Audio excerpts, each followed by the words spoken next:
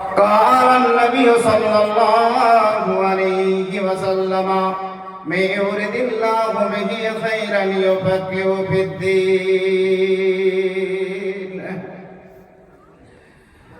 আল্লাহ মেহেরবানি আমি গায়ে তোমার গানে ওগো আল্লাহ সুবহানি আমি গায়ে তোমার গান তোমার দেওয়া রিজিক খেয়ে বাঁচাইছে প্রাণ ওগো আল্লাহ মেহেরবানি আমি গায়ে তোমার গান ওগো আল্লাহ সুবহানি আমি গায়ে তোমার গান তোমার দেওয়া রিজিক খেয়ে বাঁচাইছে প্রাণ ওগো আল্লাহ মেহেরবানি আমি গায়ে তোমার গান রূপে ভরা দুনিয়াটা দেখতে কত ভালো আহা রূপে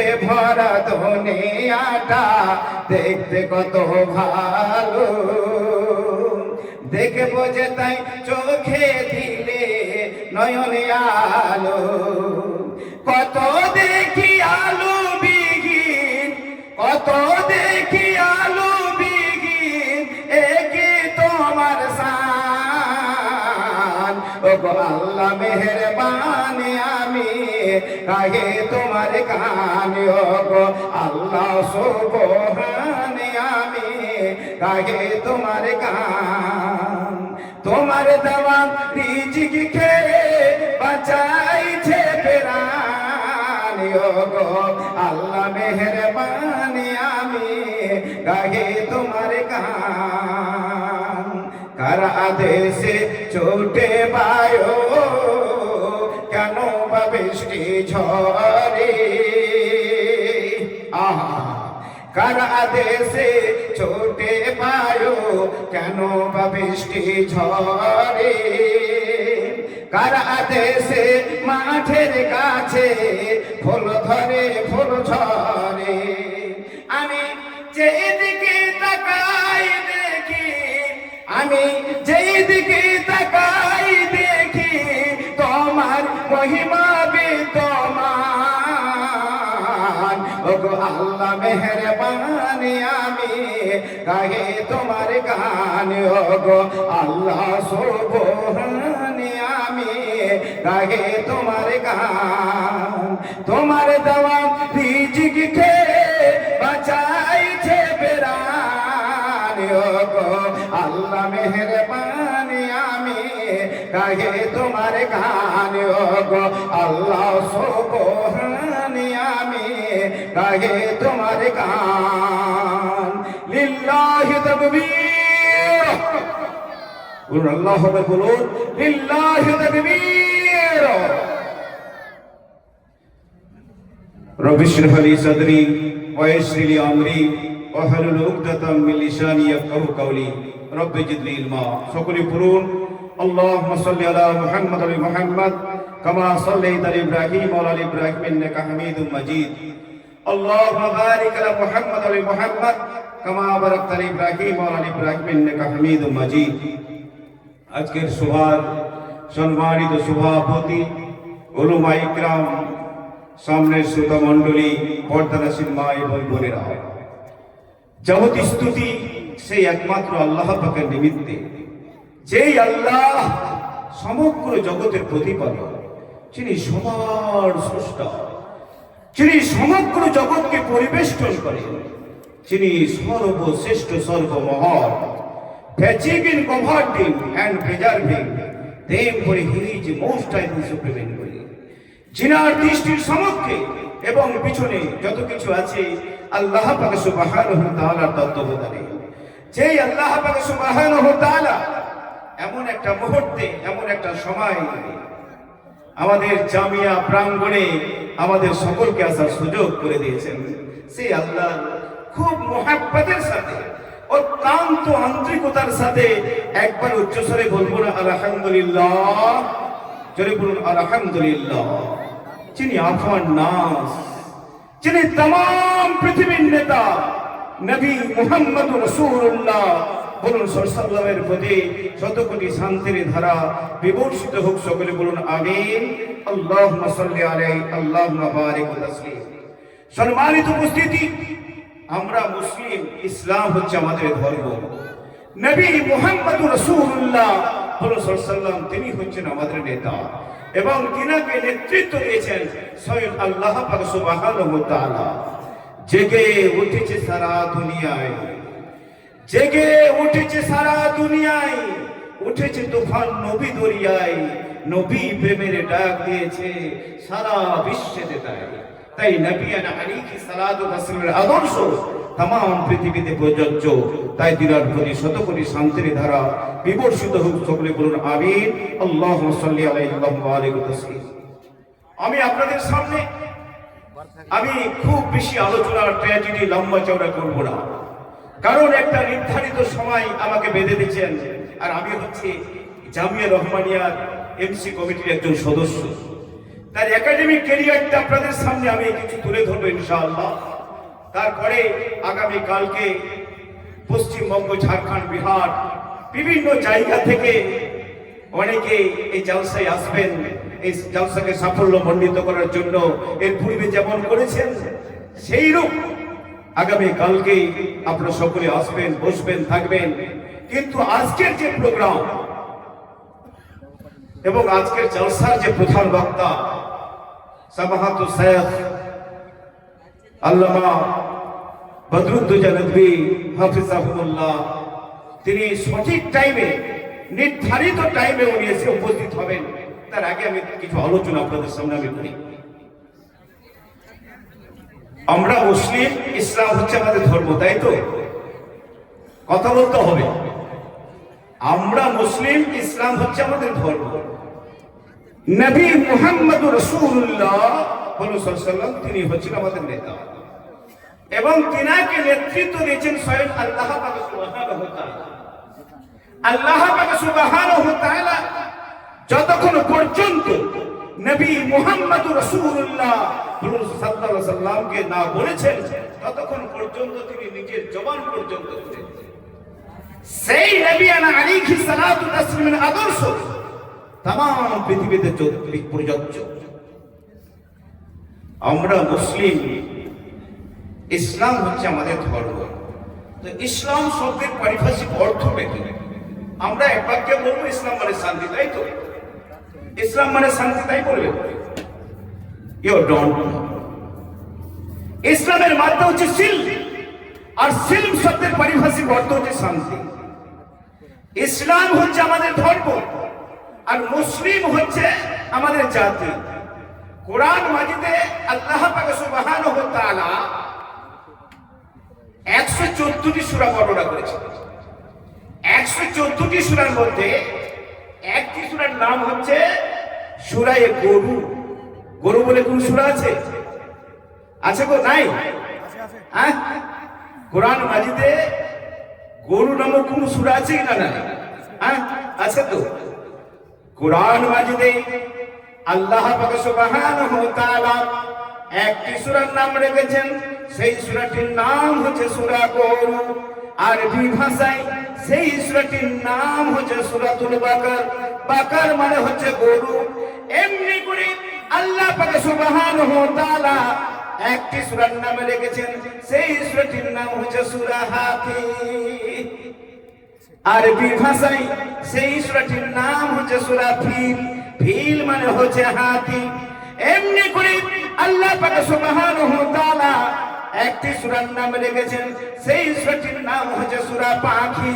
আরবি ভাষায় সেই সূরাটির নাম হচ্ছে সূরা তের। তের মানে হচ্ছে পাখি। এমনি করে আল্লাহ পাক সুবহানাহু ওয়া তাআলা একটি সূরার নাম রেখেছেন, সেই সূরাটির নাম হচ্ছে সূরা ব্যবসা। আরবি ভাষায় সেই সূরাটির নাম হচ্ছে সূরা তেজারা। তেজারা মানে হচ্ছে ব্যবসা। এমনি করে আল্লাহ পাক সুবহানাহু ওয়া তাআলা একটি সূরার নাম রেখেছেন, সেই সূরাটির নাম হচ্ছে সূরা মে। আরবি ভাষায় সেই সূরাটির নাম হচ্ছে সূরা নিসা। এমনি করে আল্লাহ পাক সুবহানাহু ওয়া তাআলা একটি সূরার নাম রেখেছেন, সেই সূরাটির নাম হচ্ছে হচ্ছে সূরা স্টেট, সূরা রাজ্য। আরবি ভাষায় সেই সূরাটির নাম হচ্ছে সূরা সাবা। সাবা মানে হচ্ছে স্টেট। এমনি করে আল্লাহ পাক সুবহানাহু ওয়া তাআলা একটি সূরার নাম রেখেছেন, সেই সূরাটির নাম হচ্ছে সূরা দেশ। আরবি ভাষায় সেই সূরাটির নাম হচ্ছে সূরা মুলক। মুলক মানে হচ্ছে 114টি সূরা আল্লাহ পাক সুবহানাহু ওয়া তাআলা তিনি কুরআন মাজিদে বর্ণনা করেছেন। তো সূরা গরু নামক যে সূরাটি আছে, সেই সূরার মধ্যে আল্লাহ পাক সুবহানাহু ওয়া তাআলা 4টি জাতির কথা বর্ণনা করছেন। কয়টি জাতির কথা? 4টি জাতির কথা বর্ণনা করছেন। কুরআন মাজিদে ইহুদি জাতির কথা বর্ণনা করেন, কুরআন মাজিদে খ্রিস্ট জাতীয়তাবাদের কথা বর্ণনা করেন, কুরআন মাজিদে ইহুদি জাতির কথা বর্ণনা করেন। 3টি জাতির বিষয়ে আমরা সকলে অবগত। হায়রে আল্লাহ, এমনি করে 3টি জাতির কাছে যে অথেন্টিক পুস্তক আসমানি কিতাব এসেছে, যেমন তাওরাত শরীফ হযরত মূসা আলাইহিস সালাতু তাসলিম দ্বারা ইহুদি জাতীয়তাবাদের কাছে অবতীর্ণ করা হয়েছিল। এমনি করে ইনজিল শরীফ হযরত ঈসা আলাইহিস সালাতু তাসলিম দ্বারা খ্রিস্ট জাতীয়তাবাদের কাছে অবতীর্ণ করা হয়েছিল। এমনি করে কুরআন মাজিদ নবী মুহাম্মদুর রাসূলুল্লাহ সাল্লাল্লাহু আলাইহি ওয়াসাল্লাম দ্বারা এই উম্মতে মুসলিমা মুসলিম জাতীয়তাবাদের কাছে অবতীর্ণ করা হয়েছিল, তাই তারা মুসলমান।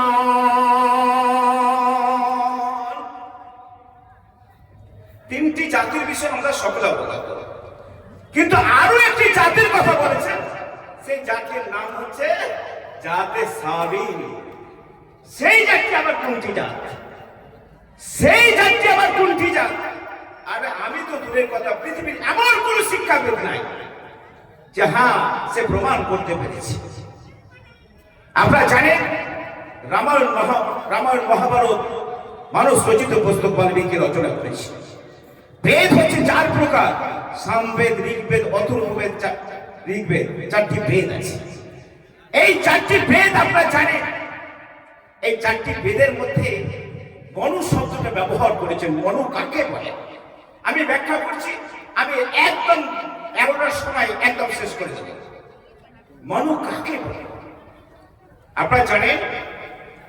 আমাদের দুনিয়াবী জীবনে প্রথম মানুষকে হযরতে আদম, তাই তো কথা বলুন না, হযরতে আদম, তাকে 1000 বছর বয়স থেকে দান করা হয়েছিল। 1000 বছর তাকে বয়স দান করা হয়েছিল। আর দ্বিতীয় আদম কাকে বলা হয়? হযরতে নূহ আলাইহিস সালামকে। তো হযরত আদম আলাইহিস সালামকে 1000 বছর বয়স দান করেছিলেন। আর সবচাইতে বয়স কম ছিল কার? হযরতে দাউদ আলাইহিস সালাতু তাসলিমের। তো দাউদ আলাইহিস সালাতু তাসলিমের যে সবচাইতে বয়স কম, বেদশাস্ত্রে বলছে, আমি একটু ব্যাখ্যাই যাচ্ছি না। তো হযরত আদম নাকি জিজ্ঞাসা করছে যে এই যে ফুটফুটে যে সন্তানটি আছে, ছেলেটি আছে, এটা কে? এটা বলছে তোমারই একজন সন্তানের মধ্যে একজন, তার নাম হচ্ছে হযরত দাউদ। তার বয়স কত? তার বয়স হচ্ছে মাত্র 40 বছর। তো হযরত আদম তিনি বলছেন, আরে আমার বয়স হচ্ছে 1000 আর এনার বয়স হচ্ছে 40, এত সুন্দর ছেলে, তো তার মধ্যে থেকে 60 বছর বয়স তাকে দান করে দাও। তার 40 আর এদিকে 100 হয়ে গেল, আর এখানে 940 হযরত আদম আলাইহিস সালামের বয়স। এবার আদমের যখন 940 হয়ে গেল, সেই সময় আজরাইল এসে হাজির। আজরাইল এসে বলছে তোমার তো সময় শেষ, কারণ তুমি বলছে আল্লাহ তো আমাকে 1000 বছর দান করেছেন, আর এখন তো আমি 60 বছর বাঁচবো। বলে তুমি যে দাউদকে 60 বছর বয়স দান করে দিয়েছো, আবার তুমি কেন বলছো এই কথা? বলছে আমিও সবকিছু জানি না, আল্লাহ আমাকে 1000 বছর বয়স দিয়েছে, আমি 1000 বছর বাঁচবো, সেই সময় আসবে। তখন থেকে এগ্রিমেন্ট, চুক্তি, বুঝতে পারছেন? চুক্তি না, কোনো কিছু কাজ করতে হলে চুক্তি করতে হবে। চুক্তি যদি না করে কথাই, কিন্তু সে চুক্তি নম্বরটা কার্যকারী হয় না। তার জন্য চুক্তিনামা তৈরি করে নিতে হয়, তবেই কিন্তু সেটা বাস্তবে রূপ দিতে পারবে। তো যাই হোক, আমি সেই সব ব্যাখ্যায় যাচ্ছি না। তো মানু হচ্ছে হযরতে নূহ আলাইহিস সালাম, হযরতে নূহ আলাইহিস সালাম, হযরতে আদম আলাইহিস সালাম। তো আদম সে মানে কাকে? সে আল্লাহকে। আল্লাহ কোথায়? বলছে আল্লাহ হচ্ছে হাওয়া। হাওয়া, হাওয়া কেউ দেখতে পাচ্ছে? আল্লাহ হচ্ছে হাওয়া। তা হাওয়াটাই হচ্ছে আল্লাহ, হাওয়াটাই হচ্ছে রব। কারণ আল্লাহ তো মানে প্রকাশ্যে কেউ দেখতে পায় না, তাহলে সেই হচ্ছে তার রব। তো যাই হোক, তো মানুষ শব্দটি ব্যবহার করেছেন। তো মানুকে মাননে वाला উম্মত খুঁজে পাওয়া যায় না, আর হিন্দু মজহবের কোন নবীও খুঁজে পাওয়া যায় না। তো মতান্তরে যাই হোক না কেন, যে হযরতে নূহ বা হযরতে আদম সে তাদের হিন্দু মজহবের নবী হতে পারে, মতান্তরে যাই হোক না কেন, আল্লাহু আ'লাম বিমুরাদিহি, সে ব্যাখ্যায় আমি যাচ্ছি না। কিন্তু বন্ধুরে আমার, আমি যে বিষয়টি বলতে চাইছি, আমি একজন মুসলিম, আমি মুসলিম, আর আমাদের ধর্ম হচ্ছে ইসলাম। নবী মুহাম্মদ রাসূলুল্লাহ সাল্লাল্লাহু আলাইহি ওয়াসাল্লাম তিনি হচ্ছেন আমাদের নেতা, এবং তিনাকে নেতৃত্ব দিয়েছেন স্বয়ং আল্লাহ পাক সুবহানাহু ওয়া তাআলা। তো গৈর যুগে স্বৈর জীবনে গণতান্ত্রিক রাষ্ট্রে যিনি উম্মতে মুসলিমা, মুসলিম জাতীয়তাবাদ, তার ক্যারিয়ারটা কেমন হতে হবে? তার ক্যারিয়ারটা কেমন হতে হবে? আল্লাহ পাক সুবহানাহু ওয়া তাআলা